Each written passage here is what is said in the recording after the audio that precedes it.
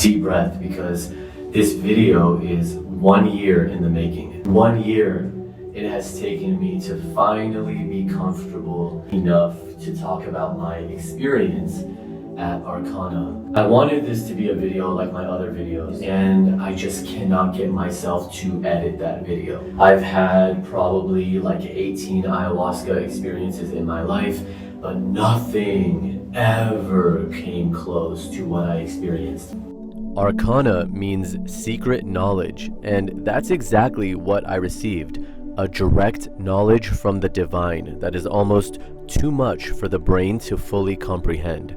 Ahead of our first ceremony, we visited ancient Mayan sites, and by the way, this region, the Yucatan, is where scientists believe the asteroid hit when it sent the dinosaurs into extinction. Oscar, prove that you're real. Oh, there he just blinked. Did you name him? Real. This is his mother gave him the name. Let's go, Muchi! Woo! You going in next, Aaron? Going in next. There's one thing to understand oneness as a concept, as an idea, and it's a whole other thing completely to feel oneness on a cosmic level and to look at somebody in the eye and to talk to them and really be like, oh my God, they're God and I'm God, and we're both pretending that we're not. But it can be really beautiful to remember because then you know how perfect everything is. It's all perfect, it's all perfect, it's all perfect. Maestra Justina is probably under 4 feet tall, but no one stood taller when she was in the room. She was both playful and powerful at the same time, and when the ceremony was set to begin, you knew you were entering a sacred space and that anything was liable to happen. Okay, so we are about to do our first ayahuasca ceremony of the week with Justine, who's this incredible shaman from the Shipibo tribe in Peru. And we're getting the very rare opportunity to be able to film, cats fighting, the opportunity to film in the background. Just the pouring, the initial part of the ceremony, kind of the blessing of everybody. And then the cameras go off and our journey begins. What are you feeling, Patricia? I'm excited, I'm nervous, a bunch of things. Patricia's never worked with the medicine before. You got Dakota here. Hello. Are you afraid of the dark? Especially on ayahuasca. Are you ready? Yeah, I'm ready. You've always done ready. this a million times with Justine, you're good. Tell me about the Shipibo tribe and about Justine's lineage. So the Shipibos are a group of indigenous people in the Amazon. They work with ayahuasca, and they have a deep shamanic tradition of dieting different plants and communicating with the plants. I've looked all around the world for different shamanic paths, and they have the deepest for sure. So Ikaros is sort of like what's a sacred song that they sing. And they're invoking the different master plants. They invoke the spirit of the plant to help heal. So in their songs, they're calling on different energies and different plants that they've worked with. When you're in the medicine, it's like just somehow bubbles everything to the surface and it gets all the stuff inside of you out. It's rearranging frequencies. Yeah. It's a frequency of vibration that rearranges the DNA in your body and heals you. I would say, like in the old days, the patients did not drink ayahuasca. It was only the shaman drinking the medicine.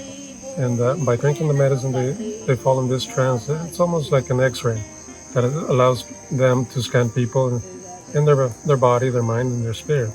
And based on that, they would heal them with the songs. I would say in the last maybe 30, 40 years, that's when they were open to sharing the medicine with other people. So it's an honor to be able to drink with them.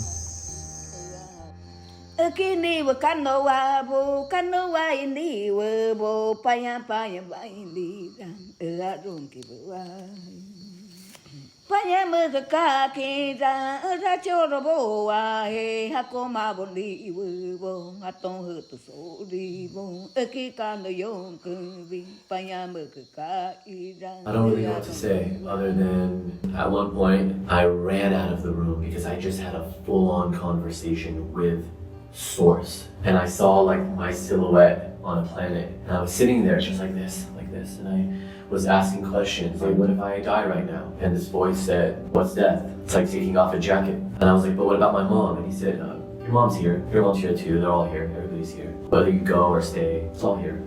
And it was such a calm, nurturing, gentle, grounded voice. But I knew that if I closed my eyes, I probably wouldn't come back. And so I ran out of the room. And I remember there was one of the volunteers there, and he was on a vow of silence for a week. And his name was Peter. And I ran out of the room, Peter!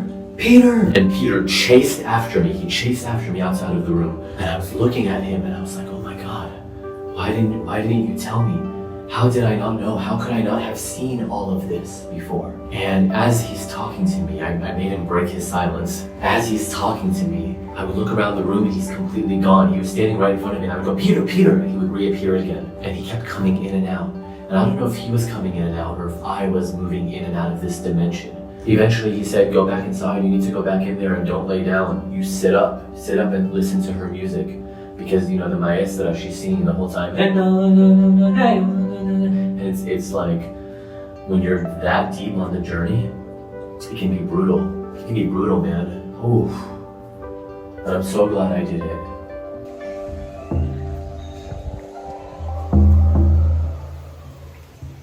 If sound in quantum physics means that everything is energy and that even we, you and me, vibrate at certain frequencies, then the icaros of the Shipibo shamans might just be the sound of creation itself, the story of creation being downloaded into your consciousness, which the plants that we drink somehow allow us to receive in a way that we could not simply by listening to the songs without the plant medicine.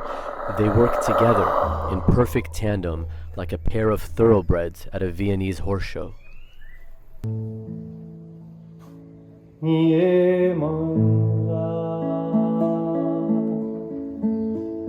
What's the intention behind this design? Abundance. Abundance? Yeah. So do you just kind of think about abundance and channel it in? Yeah, so I just tune into the energetics of it, and then every single like dot is with that intention, so it's like infused into it.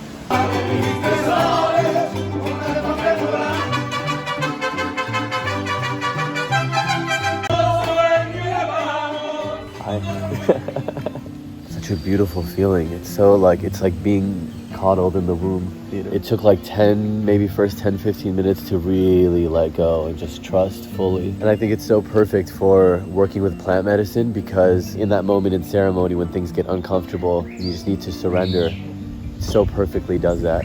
This just kind of gets you in that mindset. Everything looks more beautiful now.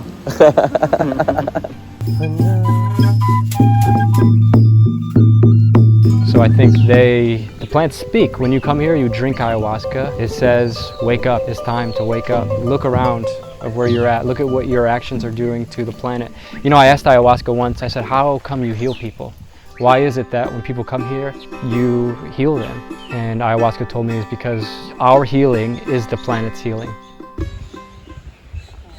First of all, a little backstory. I explained how for several months now, I've had this like something that felt like a mass here in my neck and it hurt at times. For example, when I would speak or when I would raise my voice a little, even just to speak louder, it would hurt. I've had different clinical studies. I even had an ultrasound done on my neck and it came back with that everything was fine. So it's just really weird. Well, when I spoke to the maestra and I told her that I had something on my neck, she touched it and she saw that it was a chanta. Well, last night during the ceremony, they called me up to get it removed and I laid down and she put her mouth right here and she started sucking and I started feeling a weird sensation happening when she started sucking right there. You can see the mark right there still. When she started sucking, then I could feel something start moving from my neck. It started moving up, then she caught it with her lips and she caught it with her teeth, and then she started pulling out and I physically felt something going through my skin and getting pulled out like this, and then she pulled it out and then she spit it out. As unbelievable as that sounds, like it happened.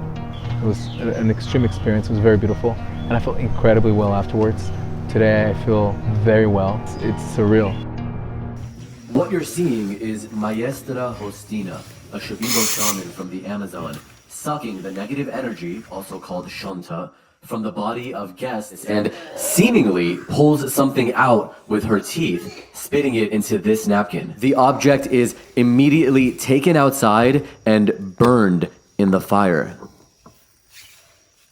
Hey beauties, I just wanted to check in and give you a little update. It's been about a month since I've filmed the video that you just watched at Arcana Spiritual Center. It was in the Yucatan in Mexico. They flew the shamans in from Peru. And while I didn't participate in the ceremony myself, the chanta ceremony that you just saw, I did just right now follow up with David to see how his neck was doing and if that pain that he had ever returned, and he said no. He said it's been good and he hasn't even thought about it since that day. So as always, I leave it to the viewer to decide what you think about the whole thing. As always, I remain open-minded and I remain skeptical but open and believing that there are some incredible things in this universe that we just can't explain. If you like this video, please subscribe, please like, share it with your friends, hit that little bell notification.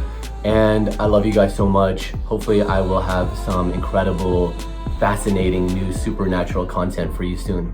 Much love.